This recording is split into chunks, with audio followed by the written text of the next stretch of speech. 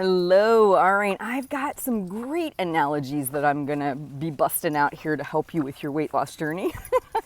I have to find creative ways based on my coaching clients to convert information to where they really get it in something that is not weight related, because that's really the thing. People understand concepts better, I think, when it's not focused on weight loss, that they can then convert over to weight loss. So for me, a lot of things in the financial world have taught me valuable lessons when it comes to weight loss, right? And one of the things I was talking to I had a coaching client. She's very sensitive to the scale. She's trying to get a better relationship with the scale. And so she felt, one of the things she was going to do is send me pictures of her scale shot every day. And it was up 0.4. And in her words, she did everything right the day before. She hit a calorie deficit. And had she not been working with me, would have said, screw this, stop recording my weight, have a day off. It doesn't work. This is all falling apart. And she's also a teacher. Now, this is very timely as a lot of kids are going back to school this next week, or within this week or so. And I said to her, when you're a teacher, you create the best lesson plans to you, right? You present it in a way you think the students should understand. You work your butt off to teach these kids concepts and help them, and sometimes stay after and tutor. And I remember as a math teacher, there was a lot of things I did to try and help my students. And you don't, as a teacher, present a concept or work really hard at something for a day or for a few weeks, and then you find you got a student who's just not getting it. They're just not understanding the concept. And you don't look at this kid and go, get out of my classroom. I'm over here putting out my best work. My A+ teacher hat is on. I am teaching like nobody's business and you're not getting it. Get out of my classroom. We wouldn't do that with a student, right?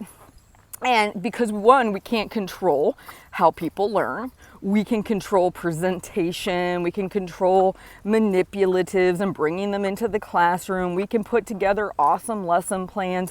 But there's a lot of things that happen between presenting information and a kid's brain getting it and understanding it.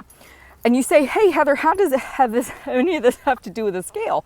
It has everything to do with it. Your relationship with the scale is you show up every day. You got your lesson plans, your meal plans, right? You eat according to them. You track everything. You've got your best presentation on. You're doing the vegetables and the fruits and the lean proteins, and you're weighing and measuring. You're doing all the things. And then you step on the scale and it doesn't give you the feedback that you thought you deserved. And I explained to her, just like you can't go into a kid's brain and change how they take in the information you're presenting, your body manages your weight, just like it manages your heartbeat, your breathing, your excretion. It does a lot of things without asking your permission. And yet we get very upset when the scale jumps up 0.4 or a half a pound or whatever.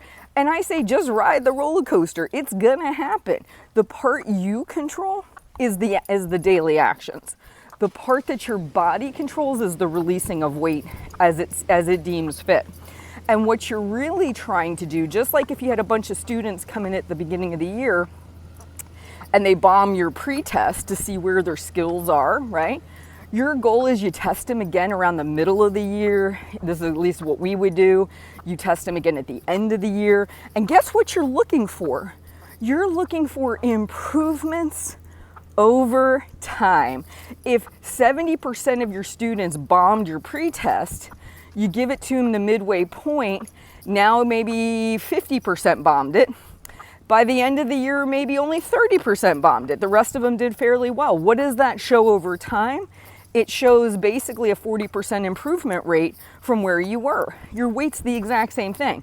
If I look at your weight a year ago, in this case, a year ago for me in October, I was 13 pounds heavier than I am now. If I were to plot that out on a graph, what I'll see in the course of a year is I'll see a downward trend of 13 pounds, right? Is it going to be exact? Is it like every week I lost 0.25 pounds and I didn't have any problems whatsoever? Not a week where I didn't lose or stayed the same? Absolutely not. Like, those are all in there. But when I look at it as a graph, when I look at it as a comparison of before and after, do I see progress? And the answer is yes. And that's what you want to focus on. With the scale, you can't control it day to day, week to week, month to month. But over the long term, months, years, see, and that's the problem, right? People panic. They drop out after a week or a week and a half or a day. It doesn't really matter. And they just quit. Well, you really quit prematurely. Like, this whole process, I always say you have a microwave expectations and a crock pot body. That is so true. That is so true. You have got to let this process take time. You've got to figure in there's going to be events and holidays and off eating moments. Like, this is not a beautifully linear process. It will be messy. It's going to be all over the place. But just like the student analogy, we wouldn't kick the student out because he or she didn't get the concept. What would a good teacher do? Keep showing up. Keep doing the work. Finding new ways to help this kid learn a concept that they're struggling with. You would not kick them out of your classroom and say, you know what, obviously my best work isn't working here. You're lost cause. You just wouldn't do that. You would be like, okay, this kid's not getting it. I'm teaching it this way. Let me go see if I can find a different way to present the material. What if I take a different approach with this kid? What if I use manipulatives with this kid? You look for better ways, right? Same thing for you.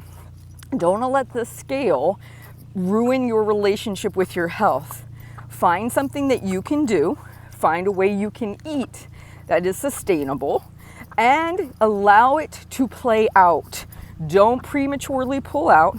Make sure that you're thinking about this whole student analogy so you have a different way of thinking about these concepts. If you like these videos, please like and subscribe to my Facebook. I'm sorry, not Facebook, my YouTube. And please also, if you have questions or any ideas for upcoming videos you'd like me to record, leave those in the comments below. I hope this video helped. I wish you all the best, and I am here to help support you. You have a great one. Take care.